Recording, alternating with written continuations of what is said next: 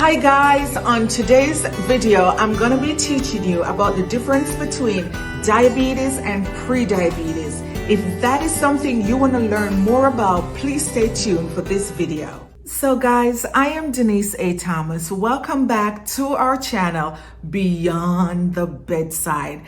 Thank you for tuning in once again. So folks, I felt compelled to bring this topic because as a person living with diabetes, it is a very difficult disease to navigate.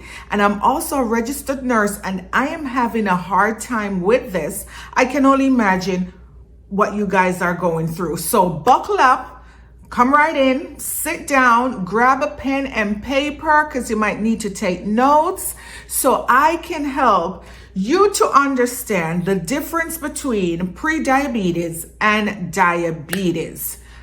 Now, I felt compelled to bring this topic because too many times I've heard people say, I just have a little pre-diabetes. No, it's not just a little pre-diabetes. Or yeah, the doctor says it's just, take that just out of it. Because that is where we're getting that misconception that this is just.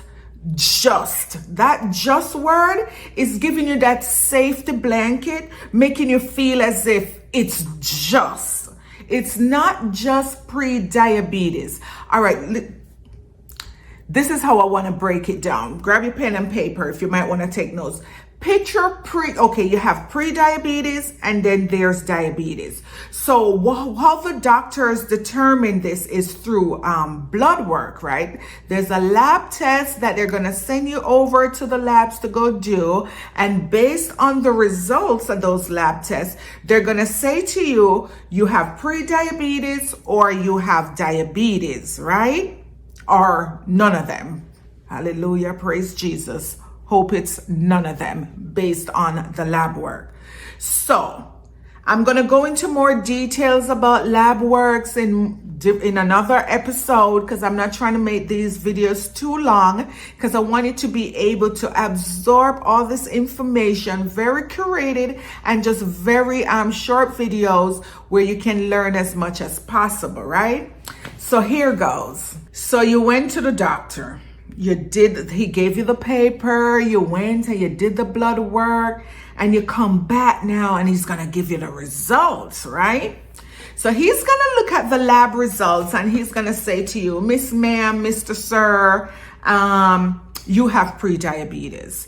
And he's going to say something else to you like, just do some, watch your diet, do some exercise, and just be very careful because you don't want to get diabetes. So you boogie on home now and you tell your family and you tell your friends, yeah, the doctor said I just have pre-diabetes. That's it. Yes, I'm all right.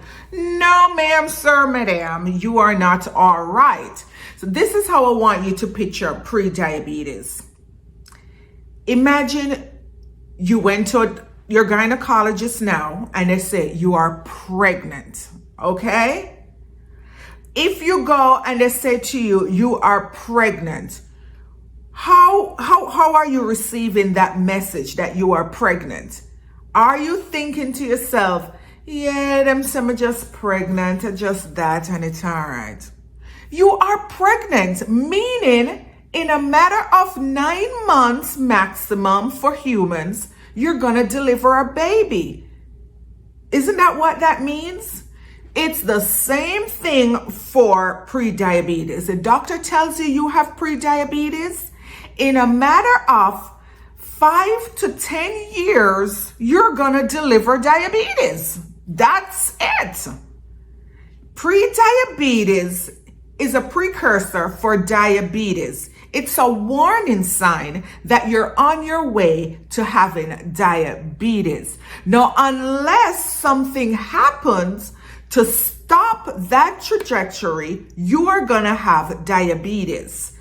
And God forbid, if you're pregnant, unless something happens, you're going to deliver a baby, right? So that's just how you want to picture it.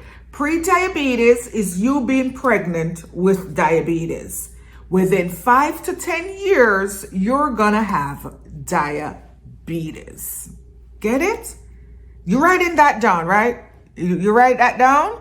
I don't know. There's a whole lot to write down, but just remember, and that's not hard to remember. You see, when I was going to school, I like a little story to help me remember things, a little analogy to help me remember things, because otherwise I'm all confused up in the brain. So just think of it as pre-diabetes, pregnant with diabetes. Unless there's an intervention, you're going to deliver diabetes. So how do you prevent pre-diabetes from progressing into diabetes? That's the big question. Now, for me, when I was first diagnosed, and I was diagnosed at least, so I'm gonna stop count. I'm gonna say probably 17, 18 years ago, I was diagnosed with diabetes, right? I was never told I had pre-diabetes. Never. No one told me. And I know I was going to my regular doctor's visits every year, get my regular annual checkup and all these sort of things. No one ever said to me, girl, you have pre-diabetes. I never had. I don't know. My lab work probably never did say it. But I'm thinking with me, it was a sudden onset, because I've been going to my doctors every single year, and I get my annual checkup, and that was never something that was revealed. But that one time when I ended up in the emergency room with blood sugars like 720, if you're measuring it in the US standard, but if you're in some other part of the world, you measure it a different way. My blood sugar would be like, I think it would be in your measurement, probably 33, like, woo, up there, blood sugar. Honey, I'm just here by grace, honey. I'm just here just trusting in the Lord, because he has saved me, because I could have been dead. So anyways, I was never told I had pre-diabetes, because my diagnosis was a very sudden onset. I just started feeling the signs and symptoms and went to the doctor. In fact, I ended up in the emergency room. But we're going to go into signs and symptoms in another episode, okay? So we're on to how do you prevent pre-diabetes from transitioning into diabetes? You're going to have to change how you're eating, mama. Mama, papa, girly, sissy, friend, you gotta have to change your diet. There's no ifs, no buts, no puts. You have to change your diet. You're gonna have to cut out all of that soda you're drinking. You're gonna have to cut out all of that big plate of rice with some meat over here and a little bit of vegetables. You're going to have to add more vegetables to that plate, baby girl. You're going to have to add more vegetables. You're going to have to cut out all of that whole lot of processed foods, those drive-through foods, those foods that you pick up in the drive-through, all of them French fries that you whopping that. You're gonna have to change your diet. But I'm here for it, honey. I am here for it. I can help you with all of that. Yeah, start doing some exercise. And it doesn't have to be anything crazy. You could just simply start walking. Walking is such an underrated exercise that people just take for granted. You could literally just start walking in your neighborhood. Just pick up the pace, do some walking, get your heart rate up. Do this at least 3 times a week. At least for 30 minutes. Yeah, it don't have to be nothing too crazy. And especially if you're a woman and you are approaching menopausal ages, like older than 45, you don't want to start with no whole bunch of vigorous exercise, because that is gonna also impact blood sugars. And that's another episode, how menopause affects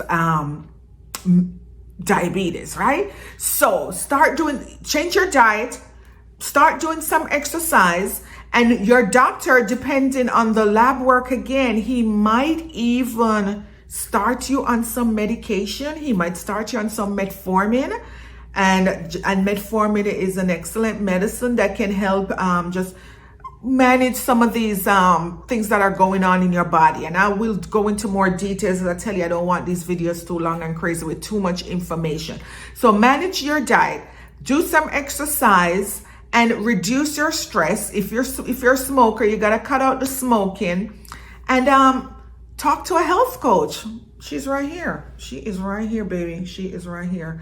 The July Girl Health Coach. You can reach me. You can, my link is below. Talk to a health coach about getting your diet, your exercise, and just your health in general in check.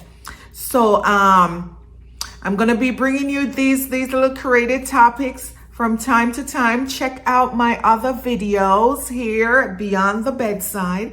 So thank you again for tuning in. Make sure you're subscribing so you can see when I upload these videos. I'm going to be uploading twice a week. So make sure you are following so you do not miss anything. Watch all my videos to the end so my channel can grow. It's our channel. So I moved from the bedside so I can come over here and teach you stuff to prevent you from going to the hospital. So take these things serious, and I'm going to see you again in another episode of Beyond the Bedside. Ta-ta.